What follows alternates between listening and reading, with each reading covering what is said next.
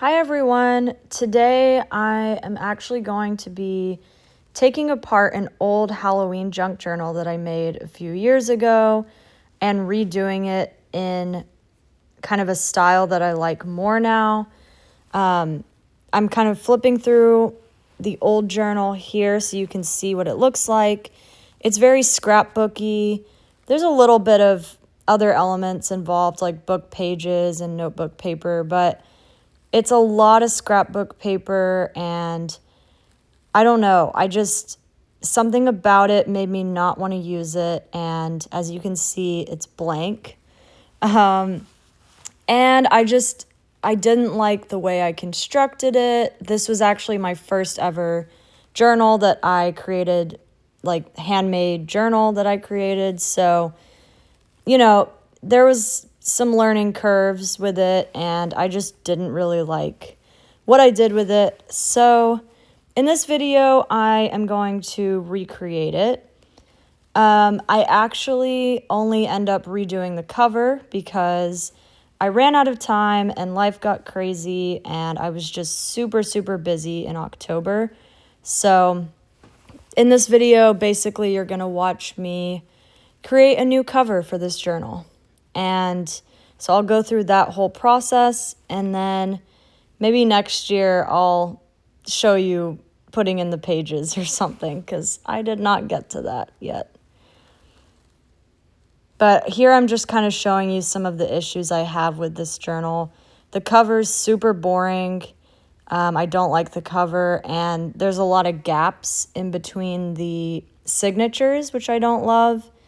And the cover is kind of flaking off, so that's what I was showing there on the edges. So now I'm just untying and unpicking the strings holding the signatures together.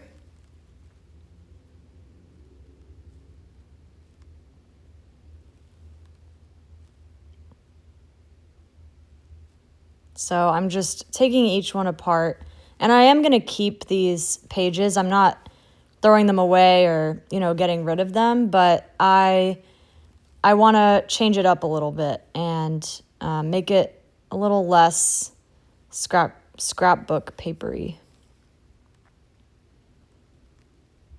I'm just trying to find the middle of this signature here. And I end up just cutting them because it's too hard to untie each knot.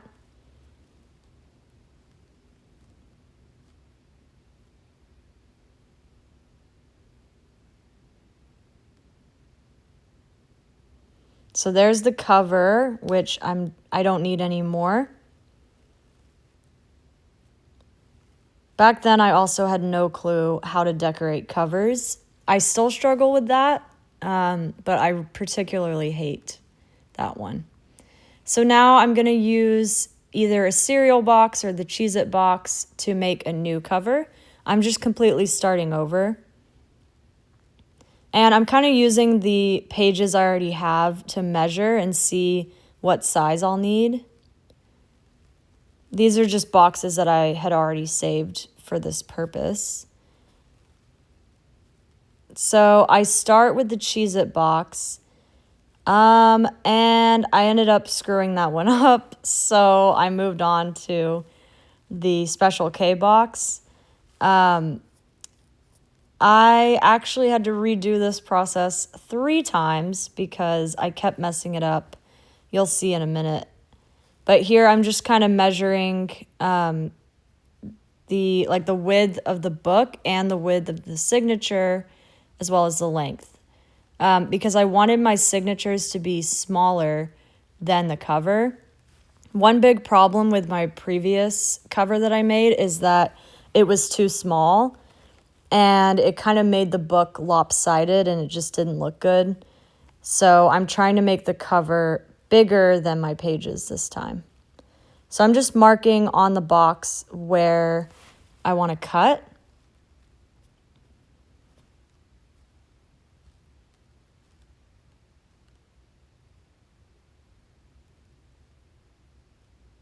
And yes, I do have a Dare ruler that I have saved since elementary school because I don't throw things away.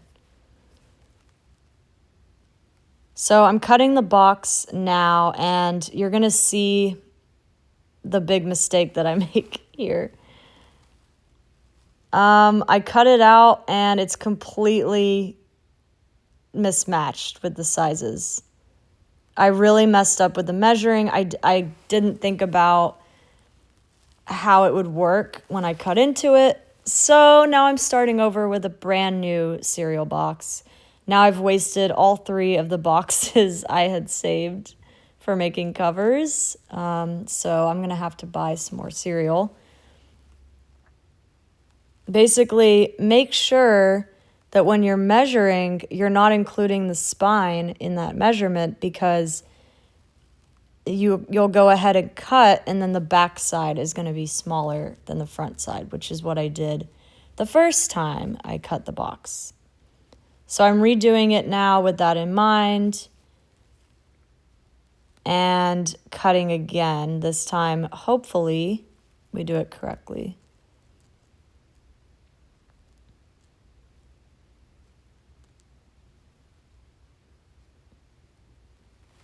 So this time I did it a little differently, and I'm just cutting off the top and bottom edge of the box.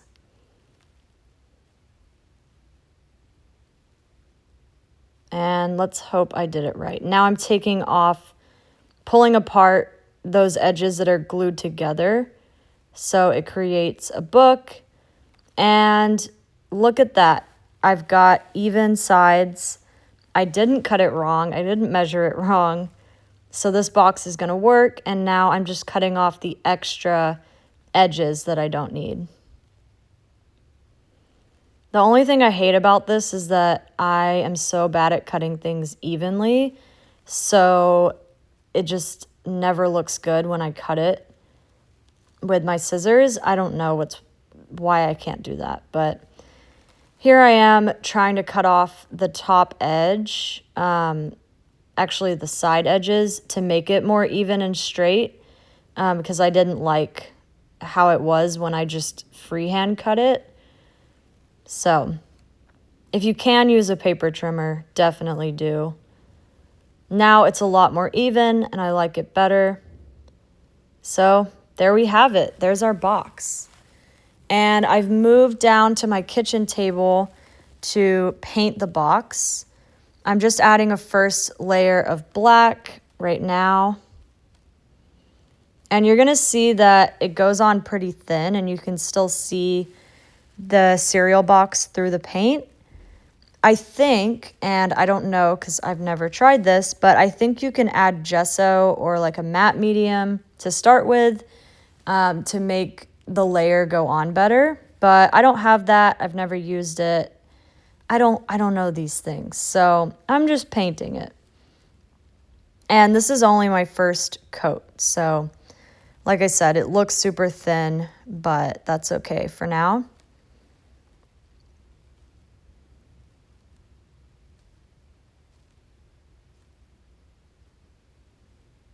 So I just go ahead and cover the whole thing in a layer. And this is just regular acrylic paint. So nothing crazy.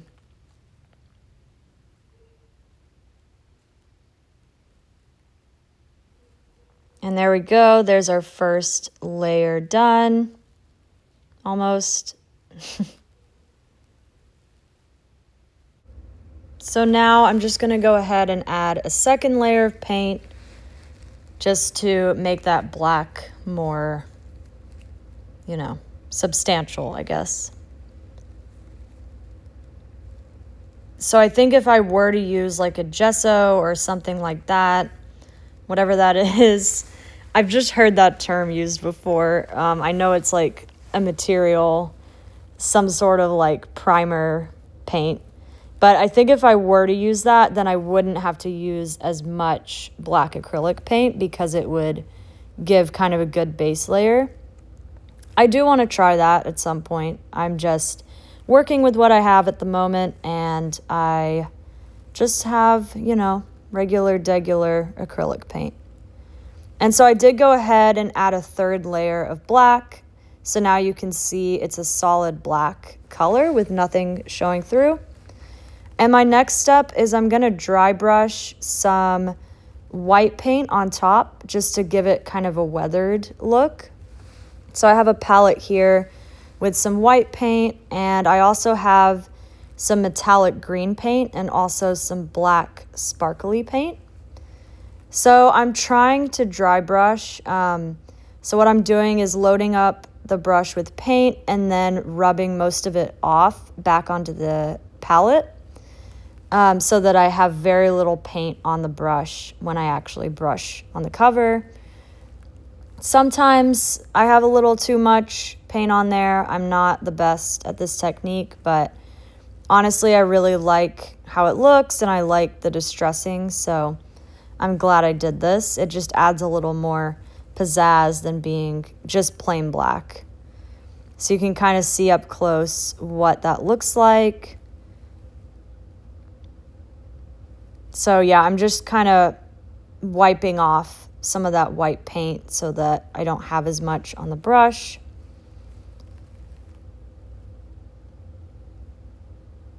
And now I got a lot better at it, so there's barely any paint getting on there. It's just like a light dusting of white.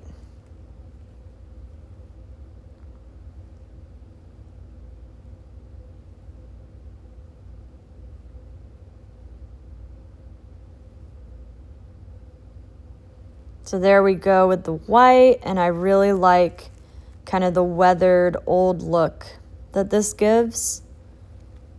I decided to flip the book around and use this side as the front cover because I did a better job with the technique on that side. So I was like, that needs to be the front. And so now I'm using that green metallic paint and doing kind of the same technique here. This adds some shine and just, kind of a spooky, shiny film on top. So I'm trying to do the same thing, but I'm allowing a little more paint on the brush because I really do like how this green metallic looks, and I don't mind if there's a little bit more of that showing through.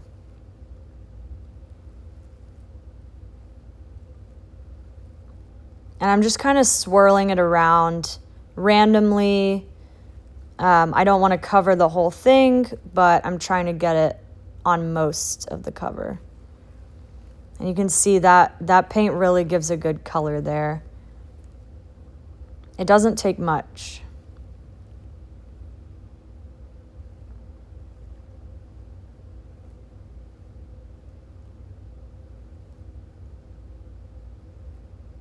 I really like the effect that this created. It's super shiny, but still looks very spooky and Halloweenish. I love that metallic paint. So I think I add just a little bit more and I go along the edges to make those stand out.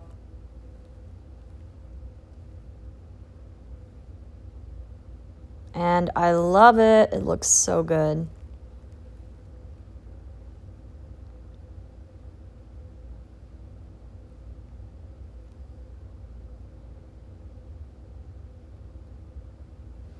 Next, I try that black sparkly paint, and I try to do the same thing, but I'm nervous about this one because I don't want to get glitter everywhere. And honestly, after doing a little bit of it, I just decide I don't really like it.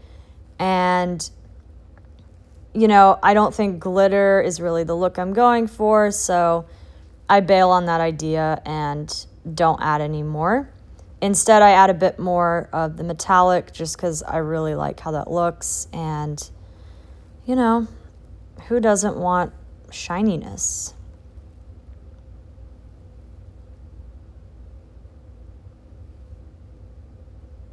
Honestly, that glitter paint is really hard to use.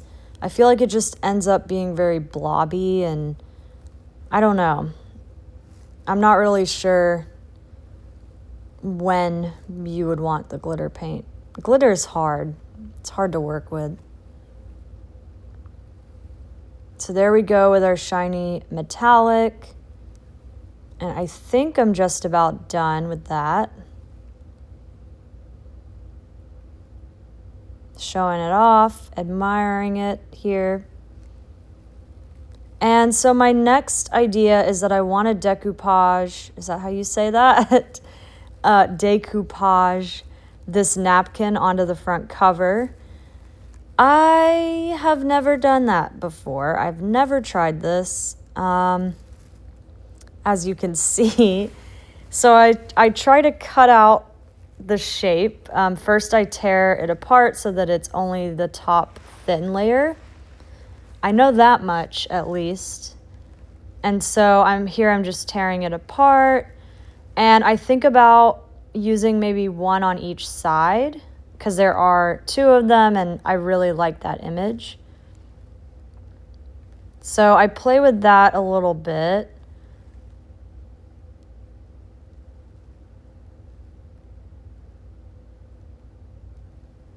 And honestly, that does look really good. But quite frankly, I was a bit too overconfident with this idea because, like I said, I'd never done it before and I just dove right in and started putting glue on the cover like I knew what I was doing. Probably should have, looked up a video, a tutorial, something before I just started painting glue all over my book. I don't really know what I was thinking in that moment, to be honest. So I'm just Mod Podging the front cover. And then I stick the napkin down. And I immediately hate it. Because it just looks like a napkin glued onto a book. Like it's not what I thought it was going to be. I don't know. I don't know what I was thinking it would be. So there it is. It's a napkin glued onto a book. So I immediately peeled it off and ripped it because I was like, ugh, nope. And of course it doesn't, it's all stuck now and it's all messed up.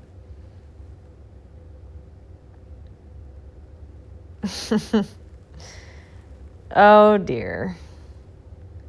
So that was that, and here's attempt number 2. Now I have watched a video tutorial and I learned that you're supposed to use a paintbrush with water to go around the image that you want and then tear it. So this is what I'm trying to do here. And I say trying for a reason. I think one problem is I picked a very complicated image to use for this first time, like the bird with the beak and the legs and everything and the top of the bottle. Like it's just too fiddly and complicated. So, I should have just used like a simple pattern. So now I'm trying to tear around this image. And as you can see, it's not easy. I think I used too much water, first of all. And to be honest, I kind of just hated this whole thing. I want to learn, I definitely want to do a video practicing and learning and exploring this technique, but this was just not it. And I don't know why I thought I could just do this without knowing how. Struggling to tear this napkin. It's going through it. The top is completely torn now.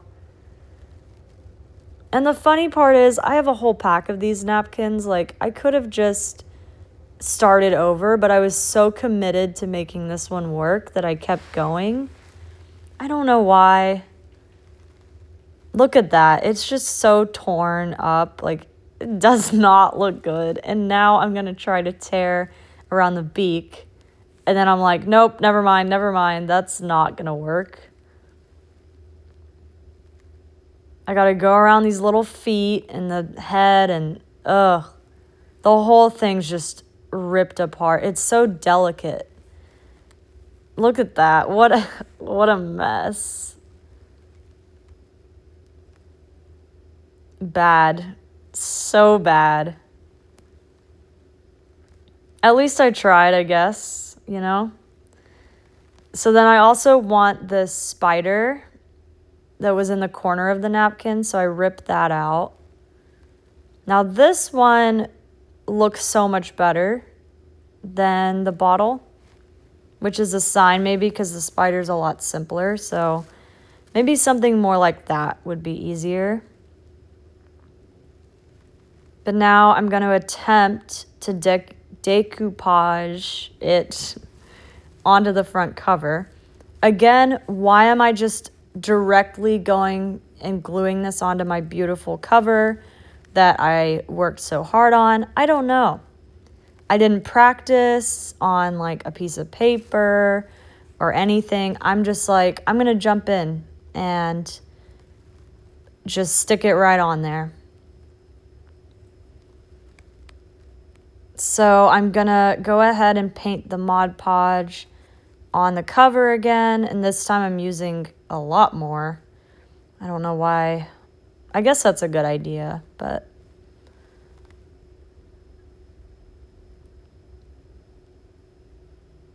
I'm just getting that glue everywhere too. Like, what am I doing?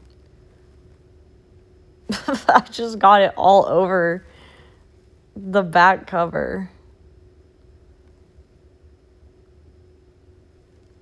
Okay, so now look at this. I'm trying to stick it down. You can already see the problem here. It's so wrinkly. It's hella wrinkly. It's just a mess, to be honest. It was a great idea. I love that image. That is such a cool front cover, but the execution just was not it. I'm going to try again one day. I will, but this is, yeah. So then I paint over the top with the glue, ignoring the wrinkles, I guess. I think at this point I was just like hoping that when it dried it would look amazing. So I'm like, yeah, look, I did it.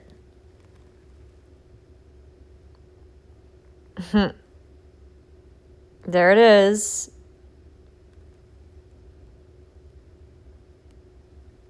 And then we got our little spider to put in the corner.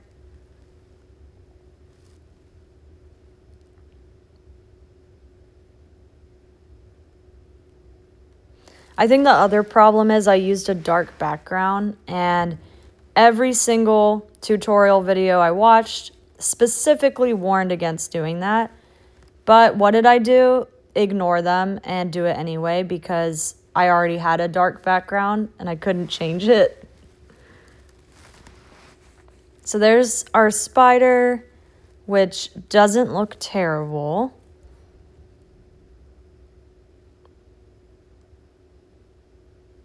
And now I decide to just let it dry and pray and hope that it's going to turn out looking good when it dries.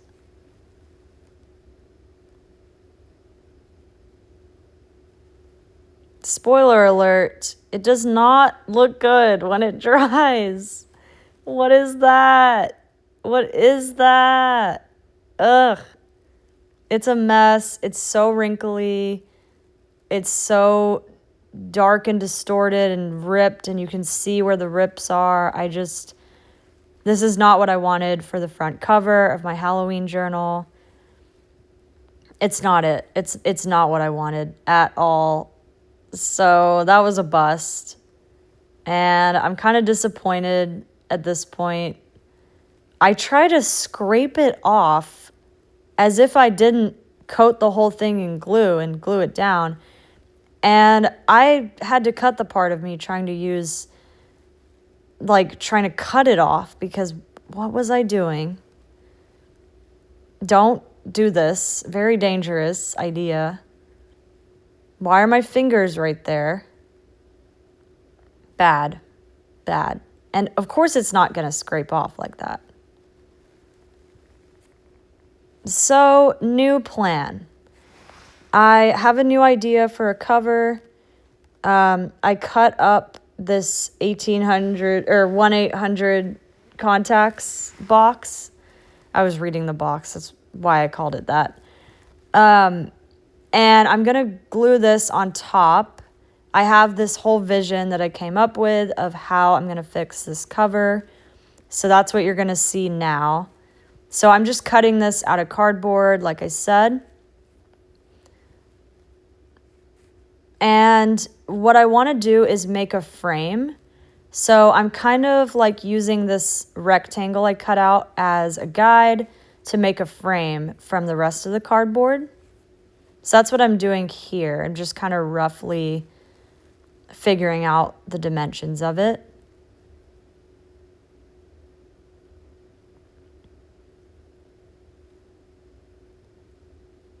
And of course, I've got my Dare ruler back out.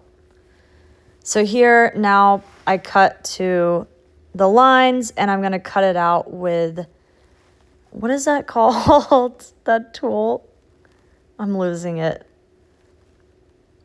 Whatever that tool is, and then I end up, so I use that to cut out the middle of the frame, and then I just use my scissors to cut around the outside. And there we have it. There's my frame and my background. I obviously edited out all the boring parts of me measuring and cutting, but you get the gist. And now I'm trying to paint over the napkin debacle and cover it up. Obviously, when I glue down that cardboard, it will be covered up, but the edges are still going to peek out. So I'm just painting over it so that you can't see any of the background or any of the napkin that was there before. And then I'm going to let that dry. And while I do that, I'm painting the frame that I'm going to be using.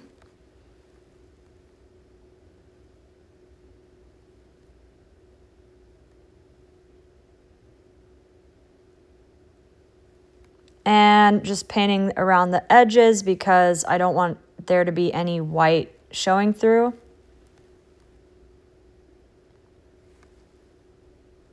And I'm also painting the edges of that rectangle background, again, so that no white shows through. Because if you look at it like from the bottom or the side or the top, there could be that white cardboard. So I'm just covering that up.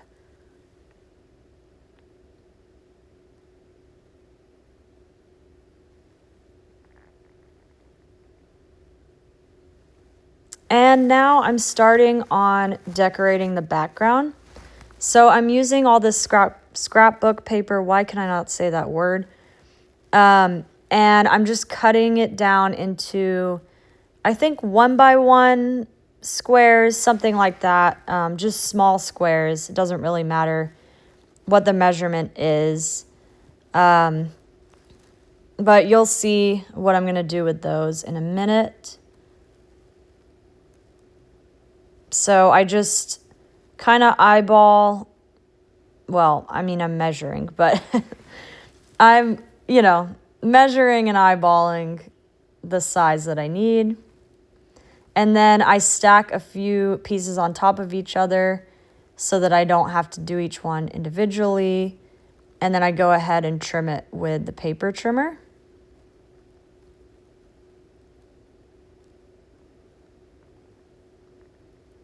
And so now I have 3 little squares, and I do the same thing with some other pieces of paper. I'm just creating a bunch of little squares.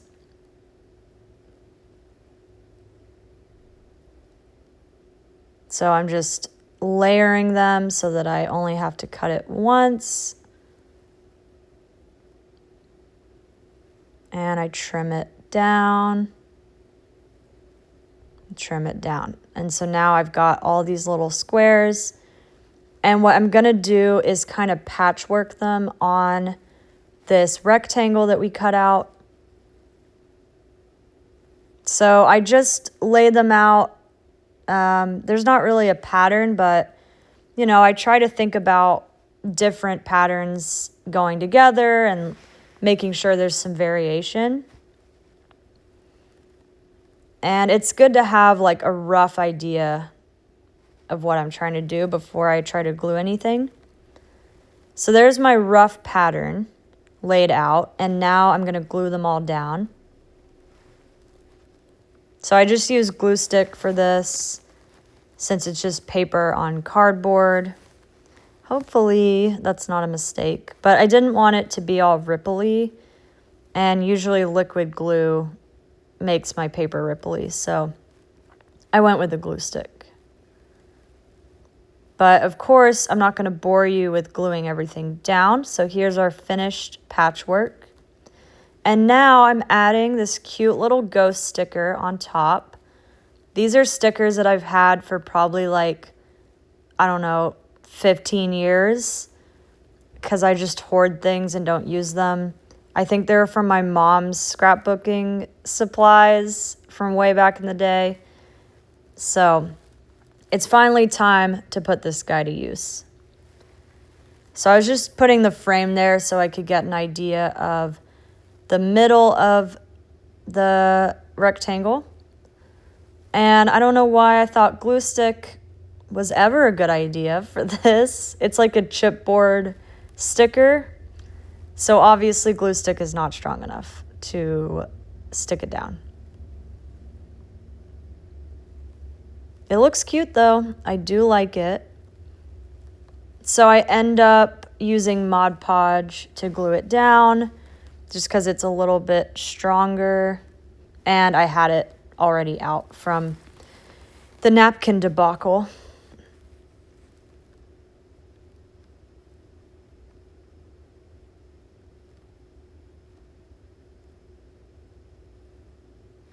There he is, our little ghost. So cute. I love it. So now what I'm going to do is I'm painting over that cover again where the napkin was and distressing it with kind of the dry brush technique that we did before. Adding some of that metallic green so that it blends more with the rest of the cover. It does stand out a little bit and look a little white, so I cover it up a lot with that metallic.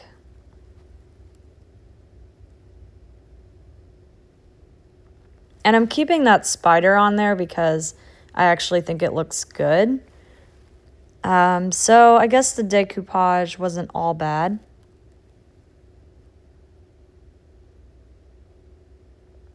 So there we go. I've covered up the mess. It's almost like it wasn't there.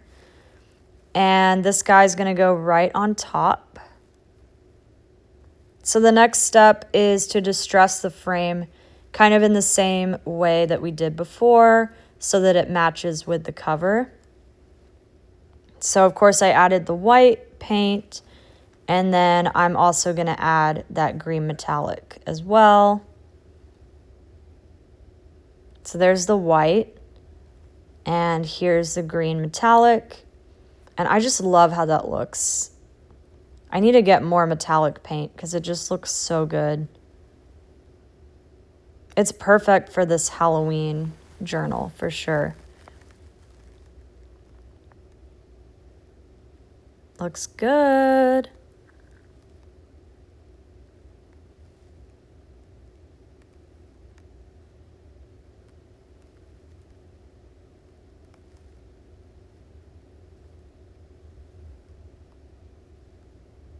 So there's the frame. And here it is all together. I love it. I think it turned out so good. So much better than that hideous napkin.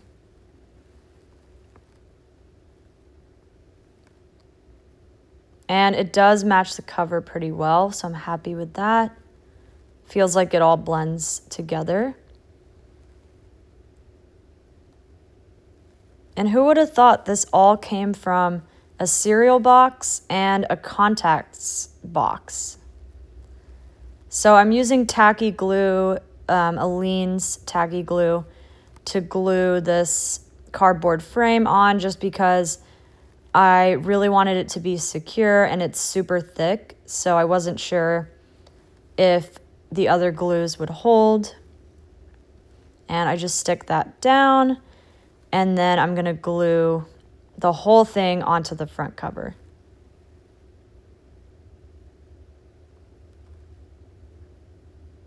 So I'm just adding that tacky glue again and making sure I get all the way around and in all the corners, and just give it a nice, nice coverage there.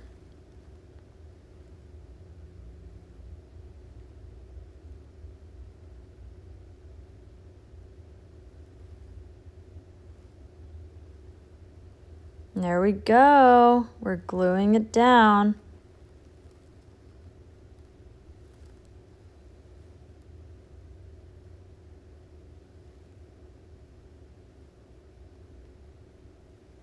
And here we have it, the final product.